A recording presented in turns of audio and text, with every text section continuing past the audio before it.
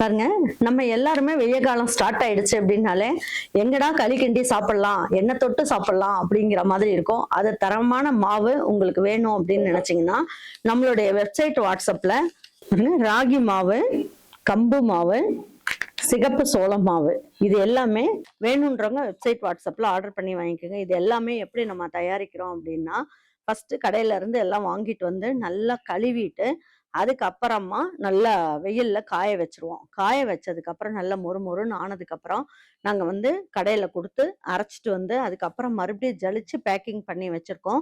இந்த வெய்ய காலத்துக்கு நம்ம வந்து களியோ கூழோ எது செய்யறதுக்கும் இது வந்து நல்ல யூஸ் ஆகும்.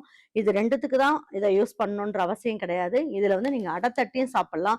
ஏன்னா களி கூழ் டாக்டர் சாப்பிட வேணாம்னு சொல்றாங்கம்மா, அப்போ நாங்க இதை எப்படி சாப்பிட்றது? ஆனா உடம்புக்கு வந்து நல்லா குளுமையா வேணும், நாங்க கம்புலாம் நிறைய நாங்க வந்து எங்க வீட்டுல செய்வோம், ஆனா இப்பதான் சாப்பிட்றது இல்லை அப்படின்னு நினைச்சீங்கன்னா இதுல வந்து நல்ல வெங்காயம், நல்ல சின்ன வெங்காயம் நிறைய நறுக்கி போட்டு, தேங்காயை பல்லு பல்லா கீறி போட்டு, கருவேப்பிலை கொத்தமல்லி போட்டு, இதுல கொஞ்சம் ஜீரகமும் கொஞ்சோண்டு மிளகுத்தூள் லேசா போட்டு அப்படியே நல்லா தள தளன்னு பிணைஞ்சு நீங்க வந்து அடையா தட்டி சாப்பிடலாம்.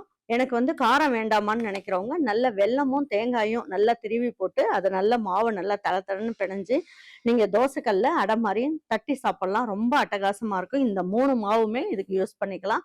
வேணுன்றவங்க வெப்சைட் வாட்ஸ்அப்ல ஆர்டர் பண்ணி வாங்கிக்கோங்க.